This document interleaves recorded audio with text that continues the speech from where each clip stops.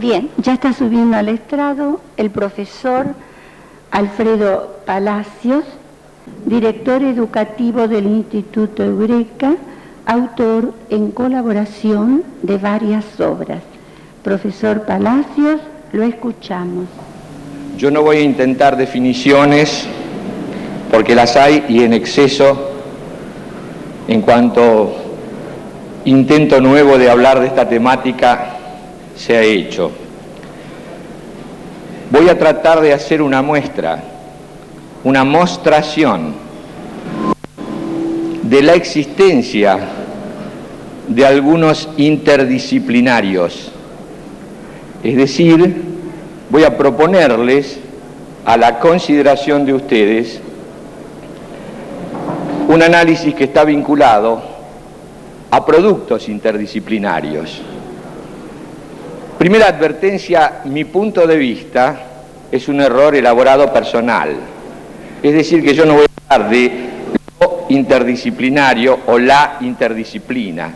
Puede haber divergencias en la opinión y voy a hacer simplemente el planteo de un punto de vista. Es decir, podríamos decir, uno de los enfoques posibles, conjeturales, que tienen que ver con lo interdisciplinario.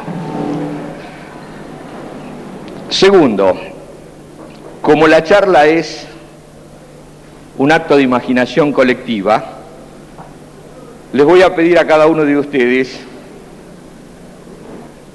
que la construyan, porque como no está elaborada sobre una estructura de temática definida, es decir, que lo que les voy a pedir es que cada uno de ustedes ponga la atención para seguir la propuesta, sobre todo la vista atenta, el oído atento a la muestra. Para hacer eso hay que conciliar el espíritu interior, lograr una paz pitagórica, escuchar la música, tranquilizarse, entrar en la zona de cada uno para elaborar entre todos este discurso. Es decir, acudir a un acto de sinceridad en el acto de construir la charla. El que quiere dormir, duerma tranquilamente, unánimemente, diría Borges. Y aquel que quiere sobrevivir a la charla e intentar hacerla, hágala. Somos todos constructores. Esto no es una receta, mucho menos no es una propuesta cerrada ni definida. Me van a ayudar Nacho en la charla, Abel con la parte de audio y vamos a intentar recorrer este viaje. Dirán ustedes después que es o no lo interdisciplinario, después de haber recorrido, transitado este laberinto de preguntas que en el fondo el único objetivo terminal que tienen es vincular el acto con la educación. La terminación que hay apuntada a todo esto es que tengo que hacer yo por el niño para que el niño que desea educarse sea, al terminar eso, mejor persona. Pero dejemos ya de estos prolegómenos y empezamos. Yo ahora en un acto similar a David Copperfield voy a desaparecer de aquí porque la atención hay que ponerla sobre las diapositivas. Ignacio, despertándose y poniendo uno. Por favor, traten ustedes de leer el texto que está propuesto en la diapositiva. Yo les voy a acercar con la palabra una descripción somera de lo que es esto. Aquí enfrentamos el primer instrumento, repito, el primer instrumento que tenemos para comenzar a abordar el problema del pensamiento y del pensar. Esto es la visión. Esta es una reproducción de un trabajo de Escher que el autor tituló 3 esferas. Aparentemente, en la parte superior hay una esfera equivalente en forma, similar en forma a una pelota, apoyada sobre otra que está desinflada, semi desinflada, y la última que es una esfera achatada. Escher llamó a esto 3 esferas. Pero si ponemos la segunda diapositiva,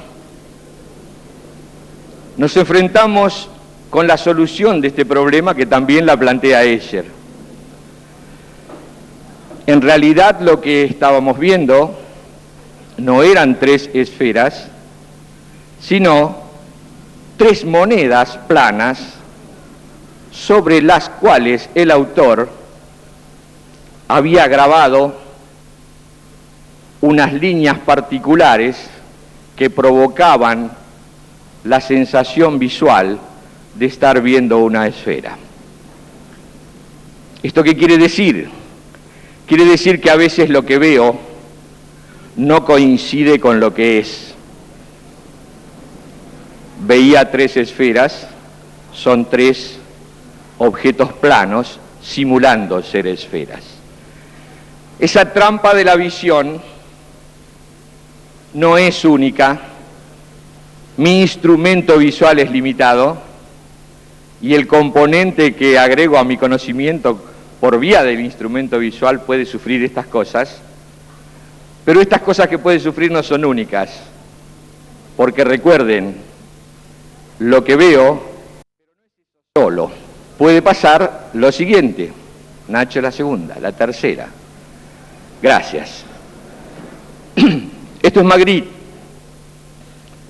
Sospechosamente, Magritte tituló esta obra La condición humana. ¿Qué es lo que ha hecho Magritte? Antepuso a un paisaje que se ve a través de una ventana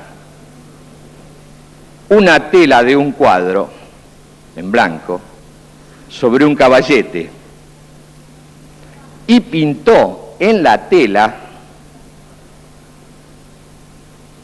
un supuesto paisaje que completaría el paisaje original. Hay un sendero que comienza sobre la cortina que está en el lado derecho, que se interrumpe por la liñita blanca del marco y que continúa en la tela. Hay una foresta, hay un árbol. Muy buen lector Magritte de Ortega y Gasset en Meditación del Marco, no le puso marco a la obra, y eso generó una continuidad de visión, un cambio de realidad y imaginación. Pero lo que esta obra me presenta como problema, y muy cercano al anterior, es que si bien en la propuesta de Escher yo había podido determinar que lo que veía no coincidía con la realidad, no era lo real, en esta obra de Magritte lo que veo no sé si coincide o no con la realidad. Es decir, no puedo determinar con certeza que ese camino que se continúa en el cuadro exista en realidad en el paisaje si yo separo de la ventana el cuadro que tapa. Es decir, que a veces lo que veo no es lo que en realidad es. A veces lo que veo, no sé siquiera si es o no lo que en realidad es. Y la indeterminación acá no me permite avanzar más sobre la lectura porque no voy a saber nunca si ese árbol realmente estaba donde Magritte lo ubicó en la tela. A veces lo que veo no coincide, a veces no sé si coincide, a veces lo que veo no es lo que veo. La visión, instrumento fundamental de mi conocimiento, nos está presentando un laberinto. Pero la cosa tampoco termina allí, porque si pasamos a la siguiente diapositiva, enfrentamos un juego donde la realidad tiene una participación distinta que hasta ahora. Aquí la realidad nos juega otra trampa que no está acoplada solamente al problema de la visión. La parte superior de esta diapositiva es un dibujo extraído de un texto de Julio Verne de su viaje a la Luna. Por supuesto, dibujo que Julio Verne creó en su imaginación porque su nave nunca fue en realidad a la Luna. Nada más que en el mundo mental de él. Pasado el tiempo, el viaje lunar se concretó. La nave que había ido a la Luna volvió a la madre tierra y se produjo un amaraje, que es lo que muestra la fotografía que está debajo. Pero acá hay una sorpresa. Sobre el lateral derecho superior, la nave lunar de Julio Verne. Aquí debajo, en este punto, la nave lunar que fue a hacer el viaje. Apoyando allá en el fondo, la parte superior de la diapositiva, apoyando el rescate de esa nave de Julio Verne, un barco. En la parte de la foto real, un barco. Como respuesta de apoyo a ese rescate, una tripulación de botes en Julio Verne, un helicóptero en la realidad. Un niño de jardín de infantes que tuviese desarrollada la práctica de tomar un crayón o un lápiz y trazar una correspondencia de la banana con el mono, la banana con el mono, la taza con el plato, la taza con el plato, podría hacer una correspondencia entre el barco de Julio Verne y el barco de la realidad, entre la nave de Julio Verne y la nave de la realidad, entre el apoyo de rescate de Julio Verne y el apoyo de rescate de realidad. La realidad no podía ser de otra manera porque Julio Verne ya la había imaginado y la realidad a Julio Verne no le podía fallar. Por eso el amaraje se produjo así. Es decir, que ahora lo que estoy viendo es algo que alguien imaginó y que fue en determinada forma en su mente. Otro problema más de la visión, a veces es lo que es, a veces no es lo que es, a veces ni sé si es lo que es, a veces es lo que fue en la mente de alguien. Pequeño problema para acceder al conocimiento. Pero frente a todo esto, el humano compone de cualquier manera una tarea de aprendizaje y elabora desde su punto de vista una cosmovisión, es decir, un fenómeno ordenado de todo su ser. Cada uno ve de la feria lo que ve en la feria, porque hay un factor fundamental. Él juega también como alguien que está viendo en la feria. Es decir, que en el fondo cada uno va a poder ver lo que pueda ver él. La lucidez de Quino, que no podía faltar en algo que fuese audiovisual, la convocamos en la siguiente diapositiva. Eso, por favor, es un cuadro de lectura muda. La gallina está viendo la fotografía de un jugador de fútbol sentado sobre la pelota y no puede pensar ninguna otra cosa que lo que está pensando la gallina de Quino. Su referente de conocimiento vive con él. Este es un resumen importante para lo que vamos a decir. Es un resumen importante porque la interdisciplina está referida más bien como una actitud personal que como un contenido de conocimiento. Personalmente creo que no se puede llegar a lo interdisciplinario por los contenidos. Los contenidos no son interdisciplinarios. Los contenidos son parcelas de las disciplinas. La interdisciplinariedad está en cada uno como una actitud. No se puede poner una materia en la escuela que se llame interdisciplina. A ver si el chico después aprueba matemática y también lengua, pero no aprueba interdisciplina. Como somos muy tendientes a metrizar todo, ese es un riesgo muy alto. Entonces, ¿qué es lo interdisciplinario? En función de la cosmovisión del pensamiento y de la utilización de los instrumentos, la escuela debe tratar de proveer al niño, antes que los contenidos, los instrumentos con los cuales se manejan los contenidos. Porque el hombre atrapado con esta visión, en la caverna de Altamira pintó un recuerdo de lo que estaba viendo, pero el hombre tenía una herramienta muy poderosa, de la cual no podía separarse y a la cual debía utilizar. Y ese segundo instrumento fundamental, una herramienta fundamental, es la palabra. La palabra es fundamental a la estructura de medio para lograr algo. Los pensamientos están vinculados a la palabra. Si yo no tengo un medio de transmitirle esto que estoy diciendo, lo podré pensar, ustedes se liberarían de esto, pero de cualquier manera, como en el cuadro de Magritte, nunca sabrían lo que yo estoy pensando. La palabra es un medio necesario, y la palabra, por supuesto, interviene en nuestro juego.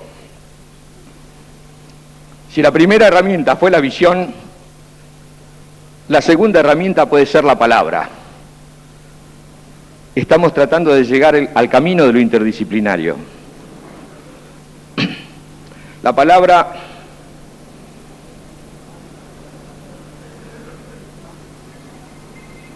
y la escritura, dice Marco de Nevi en una fábula muy hermosa y muy breve, todo lo que está escrito pertenece al pasado, así sea el pasado del pensamiento y de la imaginación. El etnólogo alemán Frobenius oyó en el riñón de África a los miembros de una tribu que ignora la escritura. Los oyó contar fábulas curiosamente parecidas a las de Esopo. Entonces Frobenius buscó su libro y les leyó las fábulas de Esopo. Pero los integrantes de la tribu se sonrieron, menearon la cabeza y dijeron: esos animales ya están muertos. En cambio nosotros hablamos del león y del tigre que viven en el bosque. La palabra atrapa el objeto en la medida en que puede, la palabra laza el objeto en la medida en que puede, la palabra escrita lo fija y hay como un acto de pérdida de vida en esa transferencia. Porque aquí estamos en el origen de la invención de la escritura. El paraíso era eterno. Adán y Eva, pues, no vivían en el tiempo, sino en la eternidad, donde no hay un antes, una hora, ni un después. Hasta que Adán, acaso de puro aburrido, inventó la escritura. Y Eva aprendió a leer y escribir. Entonces, lo cual es un error de léxico, porque en la eternidad tampoco hay entonces, se le ocurrió la idea tan femenina de llevar un diario íntimo. Y Eva escribía: Adán come una manzana verde con 3 pintas coloradas. Yo cazo una mariposa azul que tiene en las alas unos círculos amarillos. Conjugaba los verbos en tiempo presente, porque en la eternidad no hay pasado. Leía en voz alta lo que había escrito, y cuando Eva leía, Adán volvía a ver mentalmente aquella manzana con las 3 pintas rojas, y Eva recordaba la mariposa azul con redondeles de oro. Hubo así una eternidad ya fija en las letras del alfabeto inventado por Adán, y una segunda eternidad de manzanas sin comer y mariposas sin cazar, y entre ambas un instante fugaz en el que Eva escribía. Entre tanto, Adán y Eva habían empezado a envejecer y la eternidad del paraíso se disolvía lentamente en la niebla del tiempo. La palabra, la visión, instrumentos del pensamiento de altísima complejidad. Nuestro niño soporta, o si ustedes quieren, sobrevive a la batería de palabras por las cuales nosotros, en un acto de ingenuidad supina, creemos que le estamos transmitiendo algún conocimiento. Entonces podemos con absoluta simpleza decir, se llama altura de un triángulo al segmento D perpendicular trazado desde cada vértice a la recta sostén del lado opuesto. Y el niño me mira y me dice, hombre grande,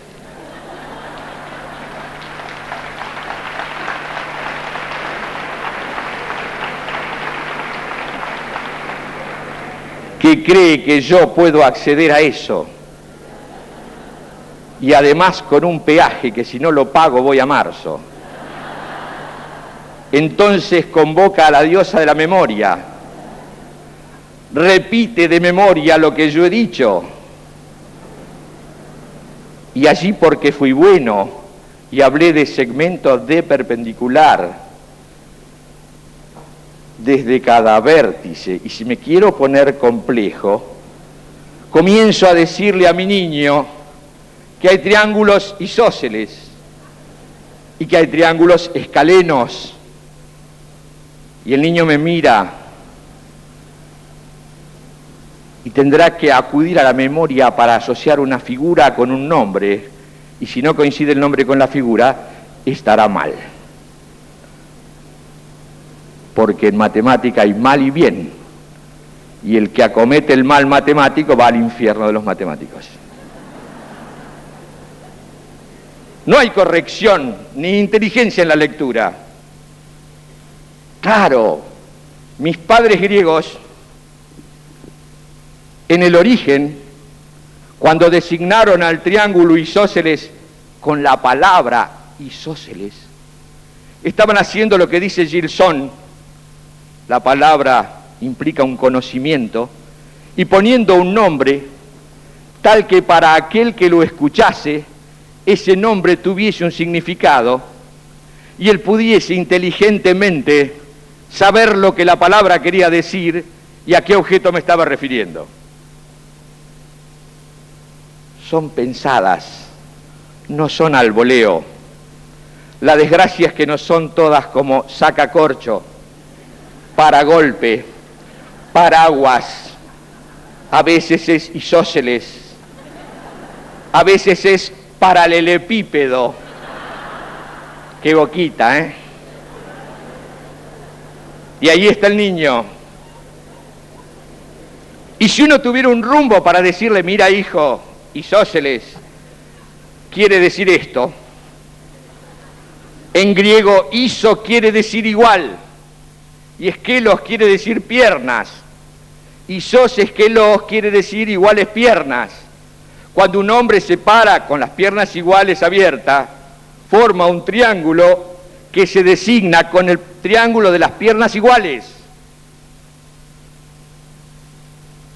Pero es isósceles, porque estamos en la hora de matemática, y él no tiene rumbo, ninguno, su memoria. Los niños griegos no se equivocan. Qué sorprendente, saben lo que quiere decir isósceles. Y los griegos, que eran coherentes,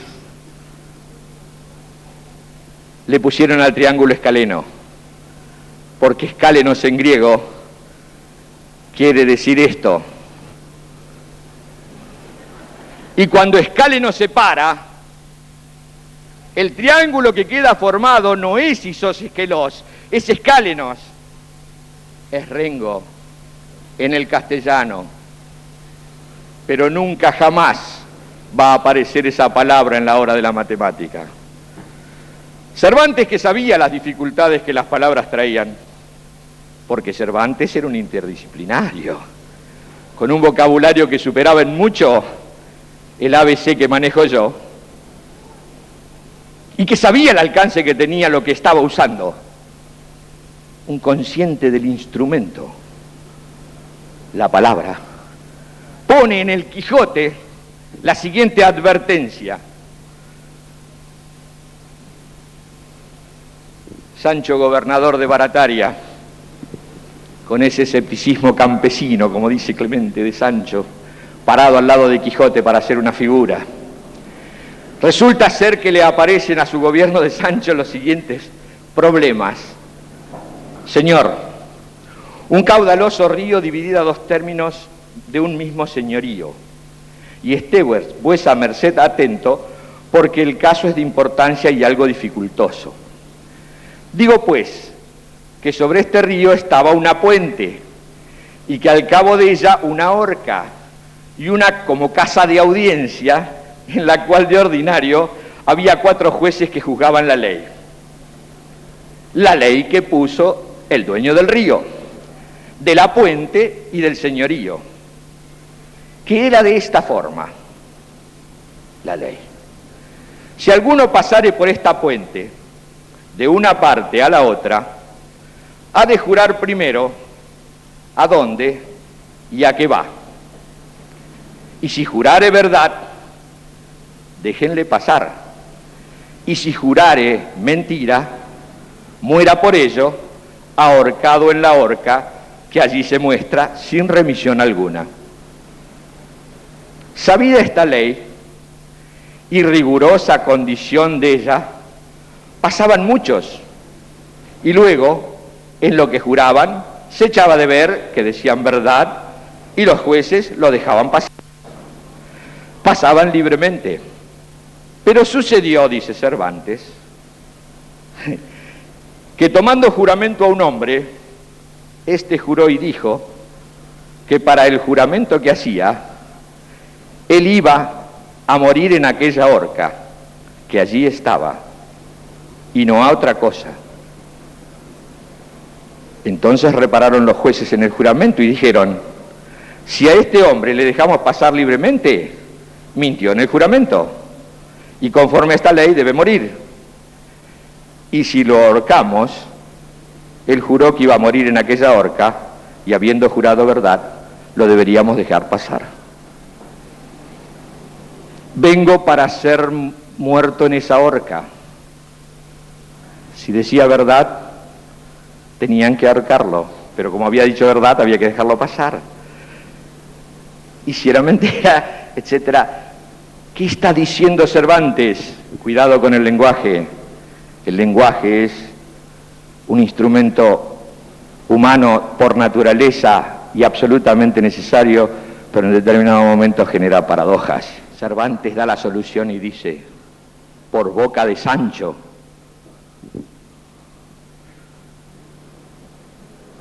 Consultado Sancho toma su tiempo y dice, bien, la parte del hombre que dijere verdad déjenla pasar, y la parte del hombre que ha mentido cuélguenla. Y esa brillantez de ser está poniendo de manifiesto que esa paradoja dentro de ese sistema que es el lenguaje no tiene salida. Hay que crear un metalenguaje. El lenguaje, segundo problema que nos presenta la constructura humana. El pensamiento se está conformando con operaciones, no con contenidos. Los contenidos sirven para efectuar operaciones de pensamiento. Los contenidos son medios, no son fines del pensar. Cuando Copérnico, en el uso profundo de lo que es el concepto de metáfora, separa en el sol mentalmente para concebir el movimiento del sistema planetario, estaba conjeturando una hipótesis, estaba proponiendo un modelo, estaba estableciendo semejanzas y diferencias, estaba buscando regularidades, la regula, la ley, lo que conduce, lo que marca. El niño que va a la escuela es un buscador de regularidades. Lo que pasa que no sé si a la escuela le interesa lo que el niño sabe. Creo que a la escuela le interesa mucho lo que le tiene que enseñar. El niño, buscador de regularidades, nos manifiesta esa conducta cuando dice, ¿viste Juan? Se pusió el sobre todo. ¿Por qué creen que dice pusió? Porque si es durmió, corrió, salió, tiene que ser pusió, debe ser pusió.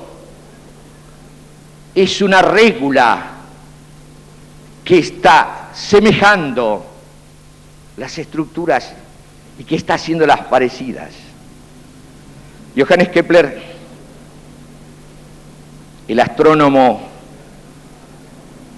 que pasó 6 años determinando los movimientos de Marte que no le coincidían con el modelo de Copérnico y que rogaba a Dios que el modelo de Copérnico fuese coherente porque decía que era armónico. Johannes Kepler, que decía, haz Dios mío que el modelo de Copérnico sea el modelo del universo, porque es armónico. Arribó a la conclusión que el movimiento de Marte no le daba en la coincidencia orbital y tenía que quitar a la esfera que se había supuesto como movimiento, a los círculos que se habían supuesto como movimiento de los planetas y reemplazarla en su lugar por una elipse. Y la elipse era una figura de cuarta respecto de la circunferencia, porque circunferens era signo de divinidad platónica. Para colmo, Johannes Kepler, neoplatónico, recuerden la gallina mirando al jugador, siempre está el hombre con su cosmovisión. Neoplatónico profundo, iniciado, matemático genial, tenía un dios personal, geómetra, mago, músico. Entonces él quería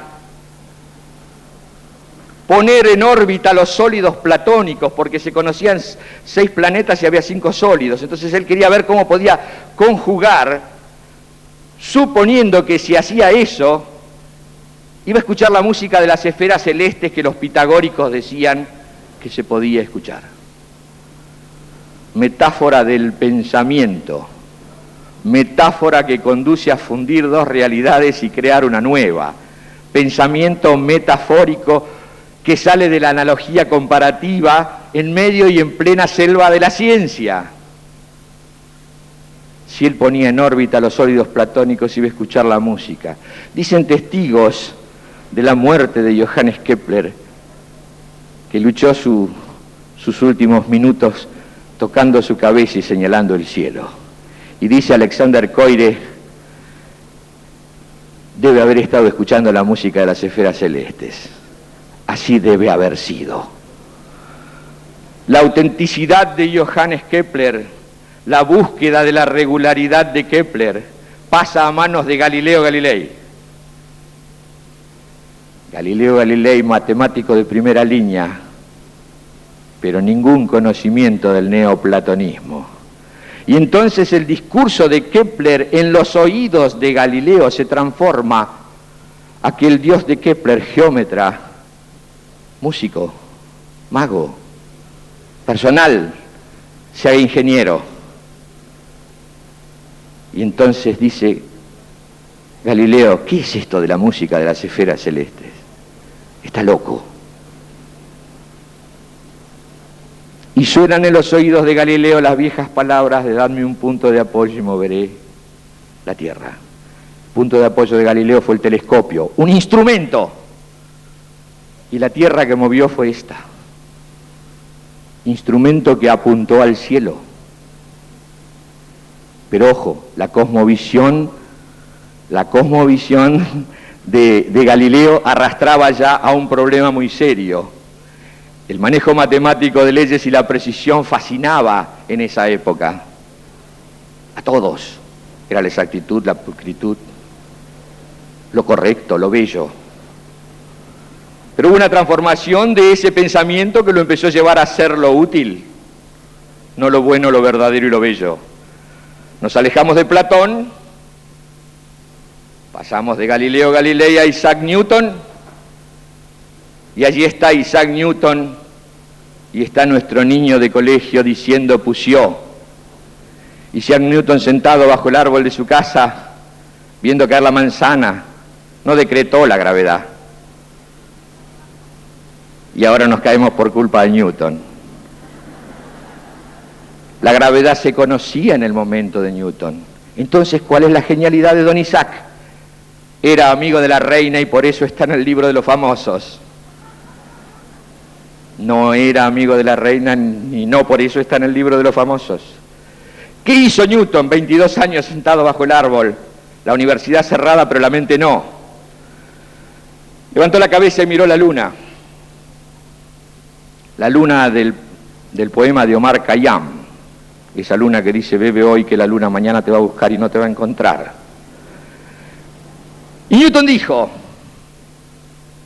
¿no será que la misma fuerza que atrae a la manzana hacia la tierra esté atrayendo también a la luna?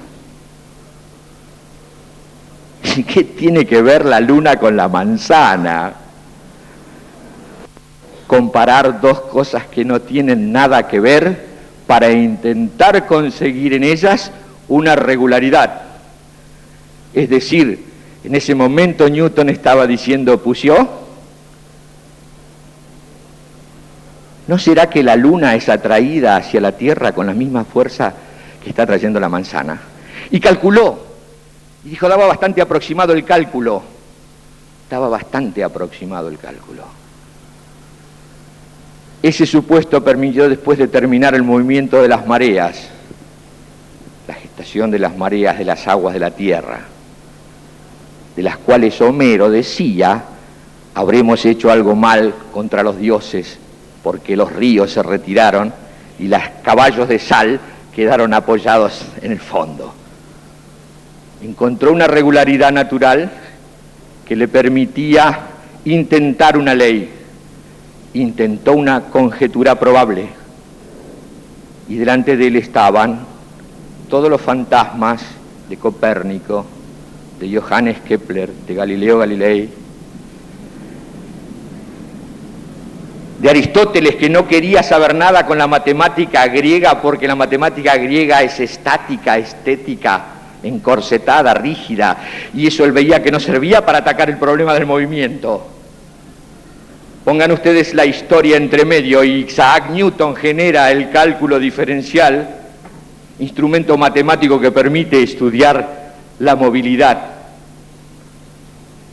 Las herramientas matemáticas no estaban, hubo que construirlas. El pensamiento interdisciplinar buscando diferencias, semejanzas, no es solamente ni mucho menos privilegio de las ciencias. ¿Tendría validez, algún grado de validez, lo que yo estoy pensando en voz alta? Sí. Si pudiésemos encontrar ejemplos de esas cosas en las otras disciplinas, porque no es solamente la matemática y la literatura, no son siempre las horas de la mañana de la escuela, las primeras horas son la clase de matemática, porque yo necesito que el niño esté despierto, porque la materia es difícil, y si encima lo tengo dormido, y en las últimas horas, y ponga música, y ponga plástica, no matemática, hay que estar con todo. Los interdisciplinarios plásticos, los interdisciplinarios músicos, se reirían de ver ese horario escolar. Bueno, pero muestre uno por lo menos. Vamos a mostrar uno. Ignacio. Ignacio nos va a poner en pantalla la melancolía de Durero. Durero, el grabador alemán, nos propone un texto. Esto es un texto. Esto hay que enseñar a leerlo. El niño en el colegio tiene que aprender a leer que los textos, todos, no los de la lengua castellana, tiene que aprender a leer mapas, tiene que aprender a leer obra plástica, tiene que aprender a leer una melodía, tiene que aprender a leer música. Y ese factor de lectura, si yo no puedo, no lo tengo en mi poder, me imposibilita entender lo que Durero me quiso decir. Pero mire que lo que yo voy a decir en este momento es una absoluta mentira, porque es una conjetura mía respecto del grabado de Durero, no importa. Eso convoca un acto de pensamiento. Y quizá haya en una buena obra tantas obras diferentes como lectores. El lector es activo en la obra y lee y la construye, y esa es una de los brillantes aportes de Borges. No se dejen llevar por el cuento de Borges para millones, bajando a Borges. Tenemos que hacer el esfuerzo de subir los millones hasta donde Borges está y que se pueda leer como está. Ese es el desafío, porque si lo bajo probablemente lo desvirtúe. Durero, la melancolía.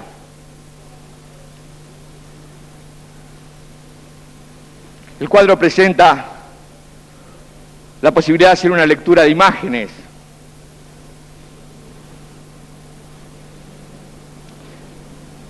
Allí está puesta la melancolía y el trabajo, obras del hombre. A partir de este momento es todo mentira lo que estoy diciendo, es lectura personal.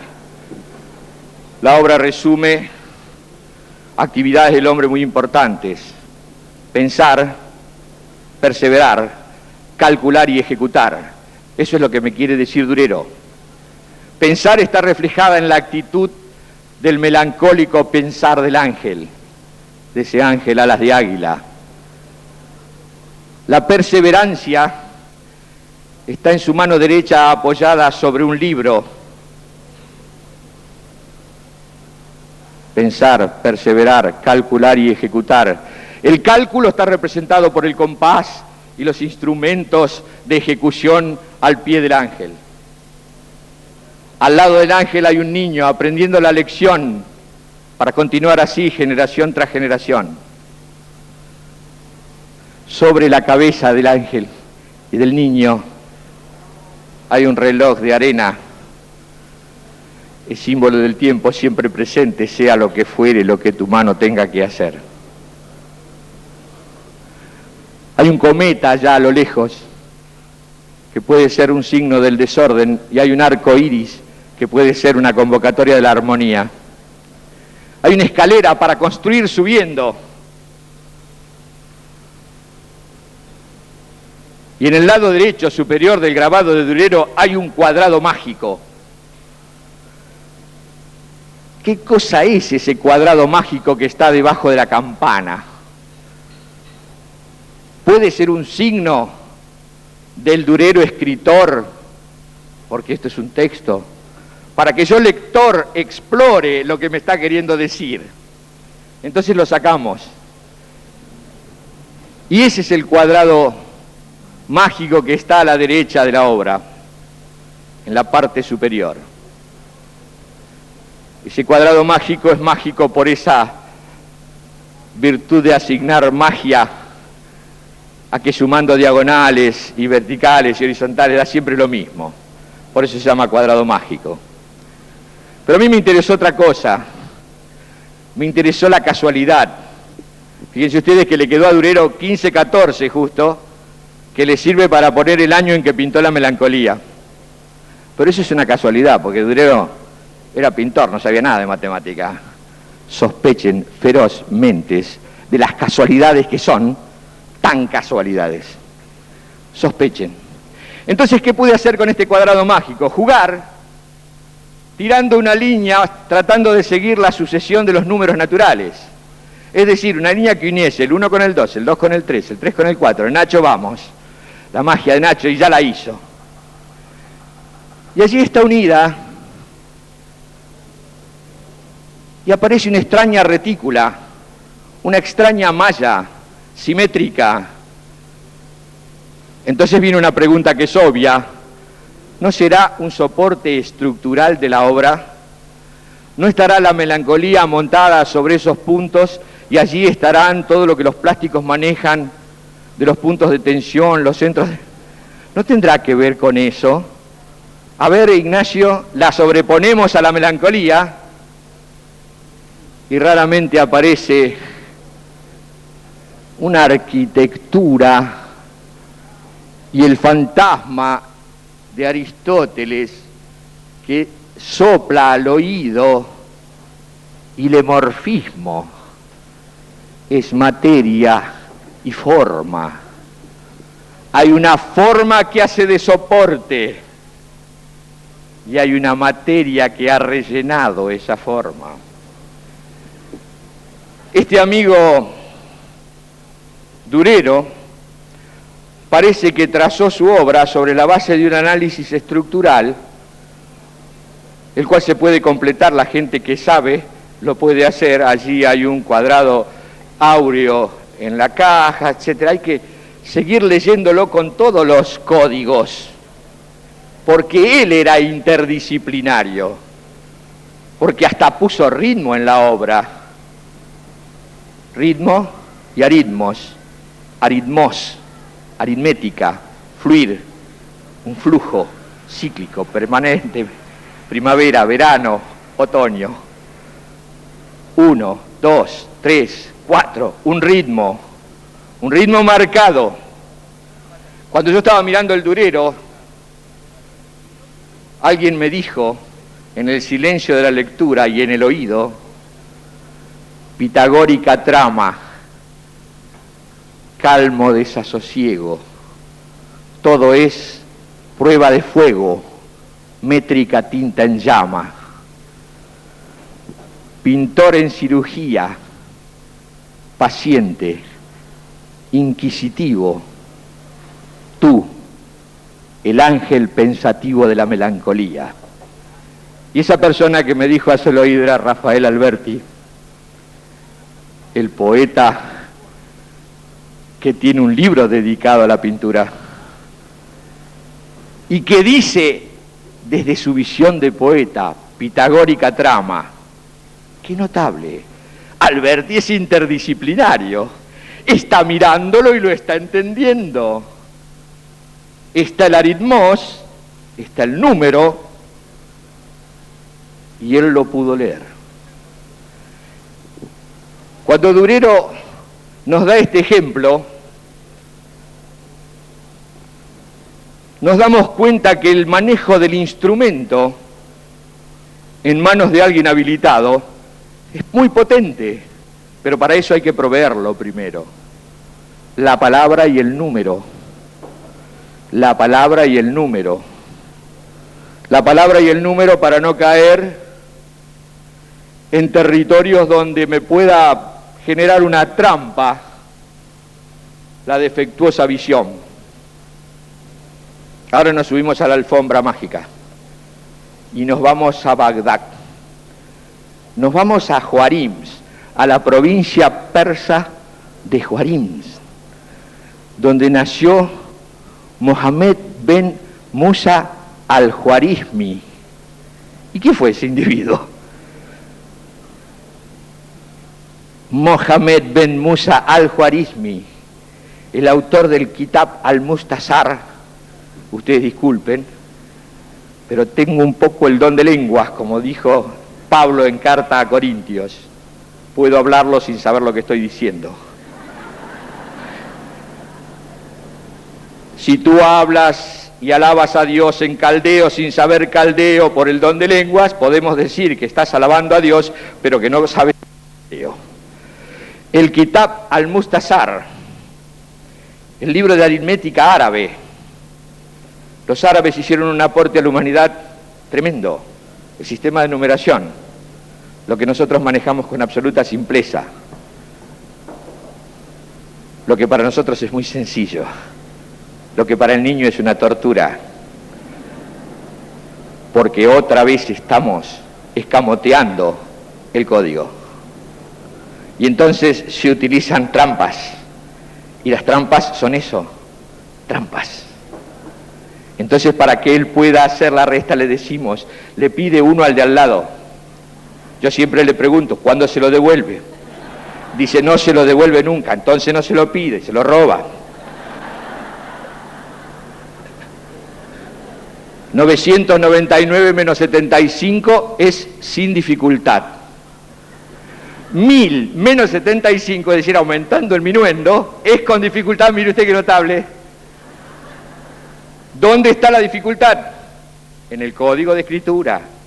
No es que el nene no sepa matemática, el nene no sabe leer y escribir en matemática. Y ahí viene la pregunta, ¿cuándo le enseñamos? Nunca. Se aprende en la hora de matemática. Como la matemática es tan fácil, de yapa se aprende eso, como en la hora de geometría se aprende la lógica. Dice, de paso aprende allí, ya lo tiene el teorema, le dicen a los chicos. Ya está, ya lo tiene. Y el chico mira el pizarrón. En los actos de exámenes uno puede hacer un análisis hermoso. Y pues dice, ya está, ya lo tenés. Y pues mira y dice, ¿qué será lo que tengo? Y él está empleando a su memoria desaforadamente, porque la única que lo puede sacar de ese lugar es la memoria. Porque si le tuercen la figura, él tuerce la cabeza.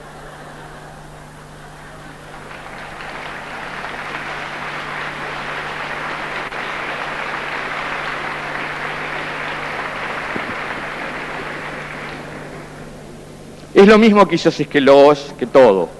Lo instrumental no se da directamente ya la partitura. Dice, toca. Chico, mire, dice, ¿no ves que es una octava más arriba? Si que octava, no, servís para músico. Terminan diciendo que no le da la cabeza para estudiar matemática. A mí no me da la cabeza. Se ha llegado a un logro de altísimo nivel.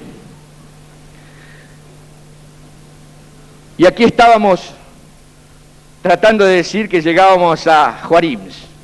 Fíjense que no por casualidad se llama algoritmo. Al-Juarismi y algoritmo están muy cerca.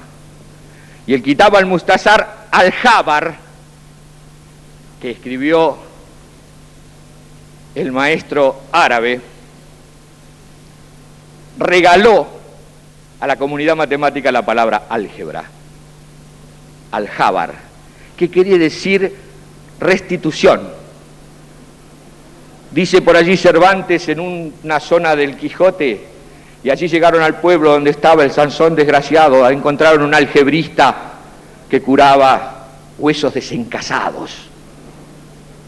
Al-Jabar, restitución. Significando algoritmico en eso, uno de los procedimientos algebraicos de cálculo.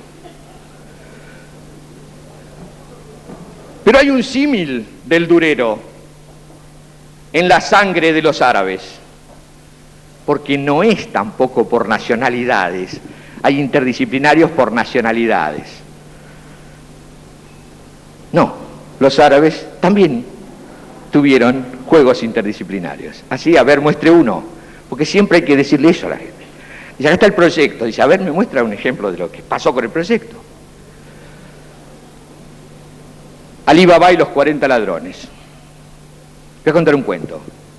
Al hombre siempre le encanta que le cuenten cuentos. ¿Ustedes lo conocen, Alí Babá y los 40 ladrones? Hay una pregunta interesante. ¿Por qué son 40 ladrones? ¿Por qué no son 25 ladrones?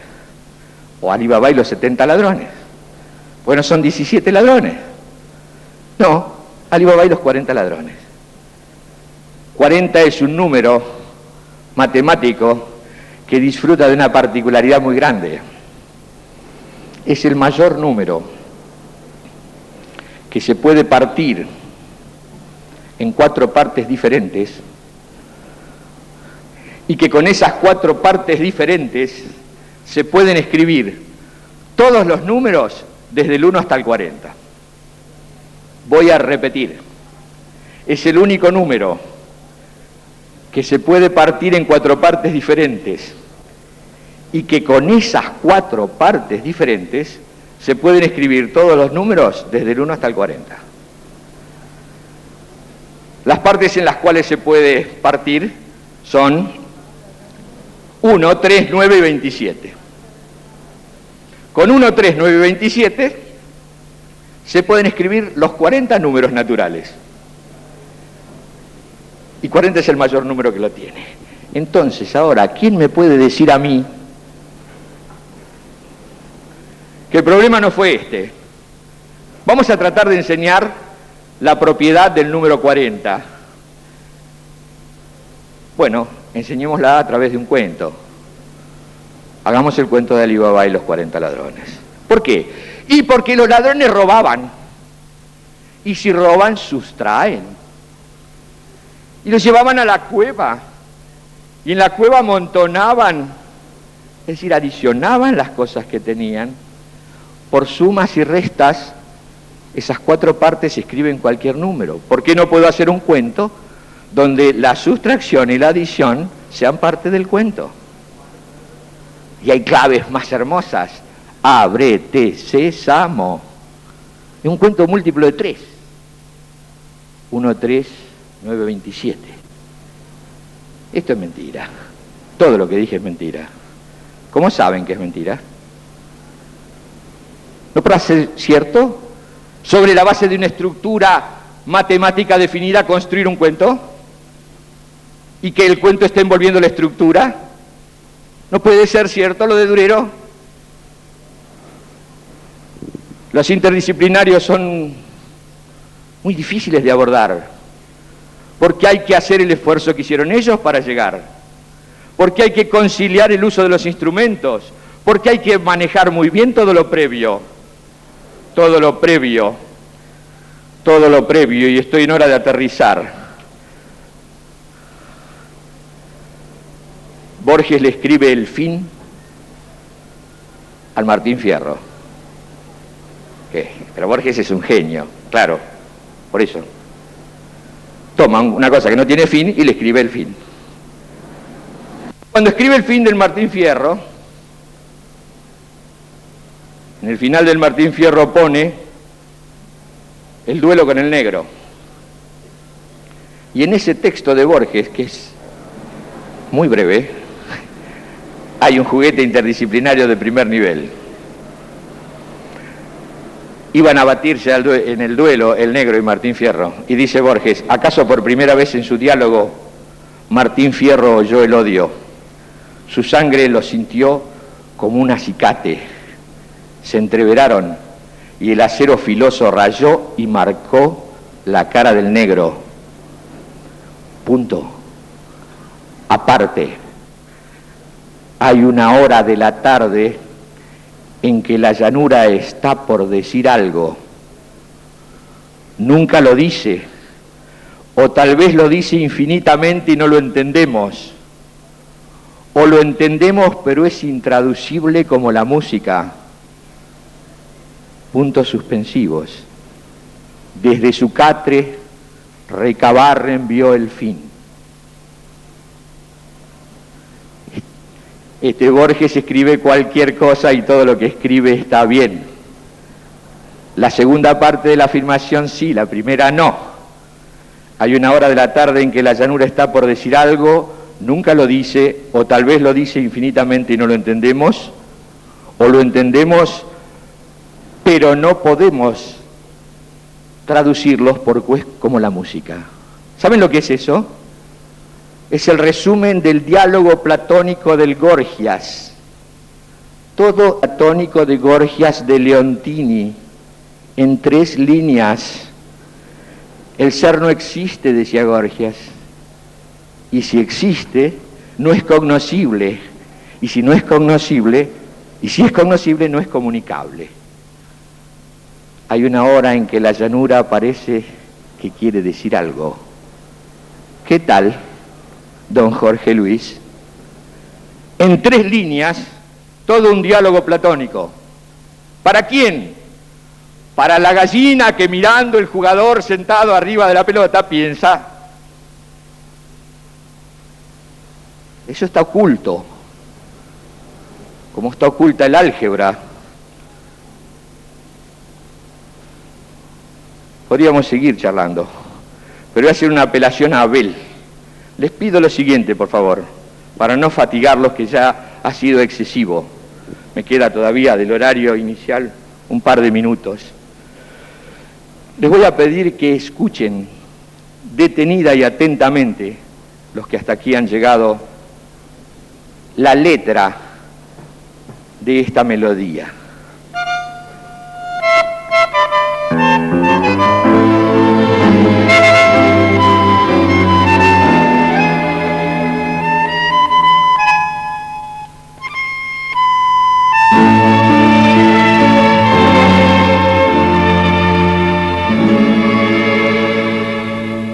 San Juan y Boedo antiguo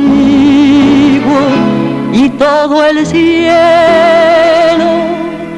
Pompeya y más allá la inundación, tu melena de novia en el recuerdo y tu nombre florando en el adiós, la esquina del herrero, barro y pampa, tu casa, tu vereda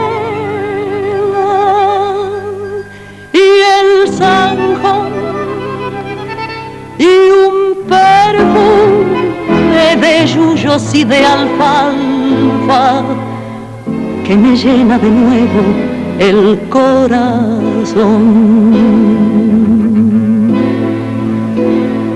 Sur, paredón y después sur y una luz de almacén. Ya nunca me verás como me vieras, recostado en la vidriera y esperándote. Ya nunca alumbraré con las estrellas nuestra marcha sin querellas por las noches de Pompeya, las calles y las lunas suburbanas y mi amor y tu ventana, todo ha vuelto, ya lo sé.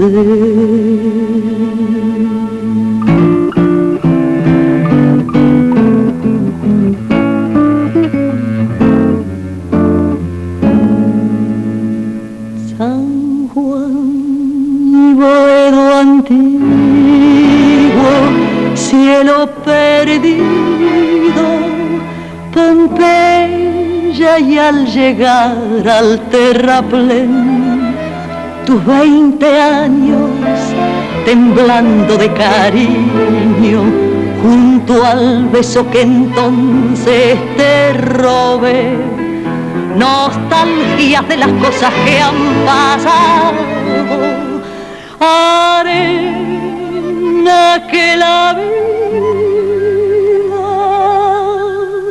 se llevó, pesadumbre de barrios que han cambiado y amargura de un sueño que murió.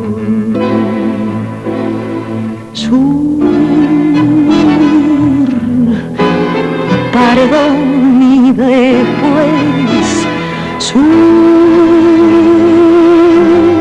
y una luz de almacén. Ya nunca me verás como me vieras, recostado en la vidriera y esperándote. Ya nunca alumbraré con las estrellas nuestra marcha sin querellas por las noches de Pompeya, las calles y las lunas suburbanas y mi amor y tu ventana, todo ha vuelto, ya lo sé.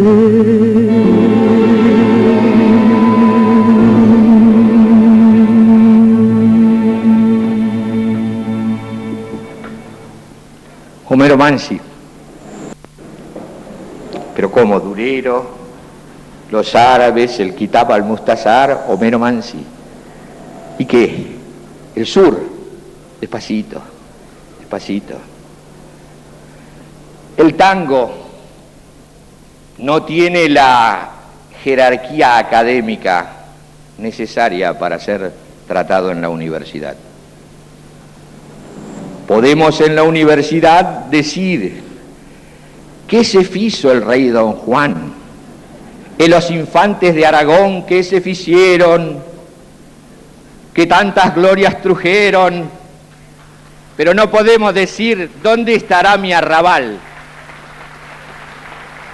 ¿Quién se llevó mi niñez? ¿En qué rincón, luna mía? El tema es el tiempo, ese velo puesto delante de la eternidad para ocultárnosla, como decía Tertuliano.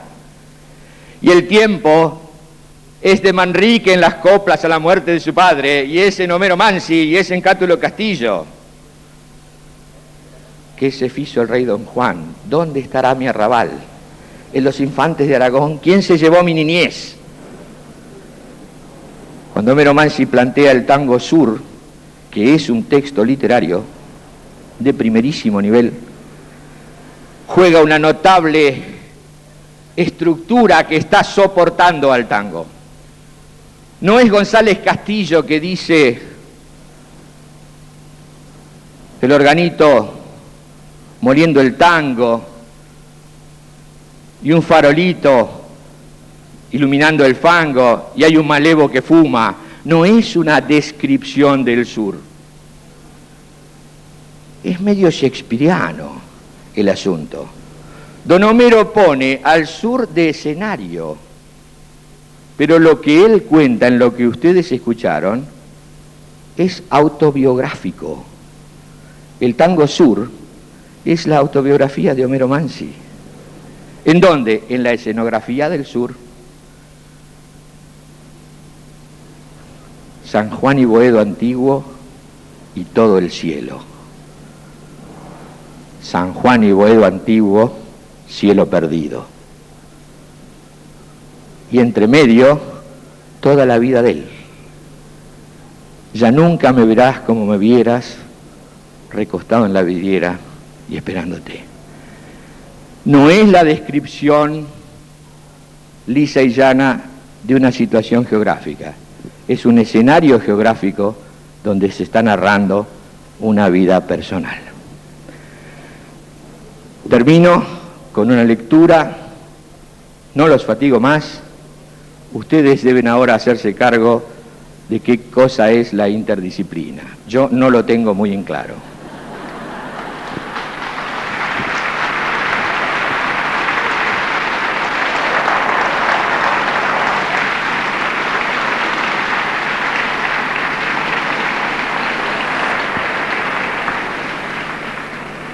Para que termine la charla con el criterio que comenzó, es este regalo.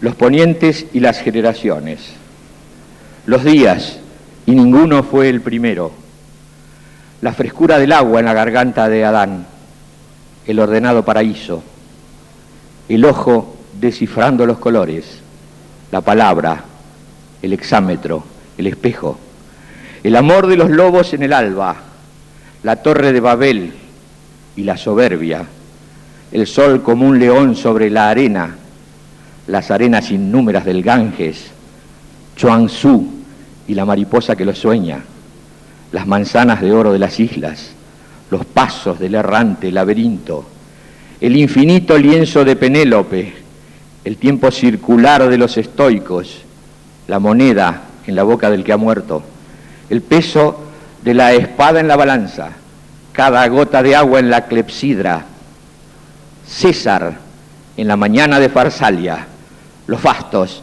los trofeos, los ejércitos, la sombra de las cruces en la tierra, los rastros de las largas migraciones, el ajedrez y el álgebra del persa, la conquista de reinos por la espada, la brújula incesante, el mar abierto, el rey ajusticiado por el hacha, la voz del ruiseñor en Dinamarca, la escrupulosa línea del calígrafo, el rostro del suicida en el espejo, el naipe del taur, el oro ávido, las formas de la nube en el desierto, cada remordimiento y cada lágrima. Se precisaron todas estas cosas para que nuestras manos se encontraran. Muchas gracias.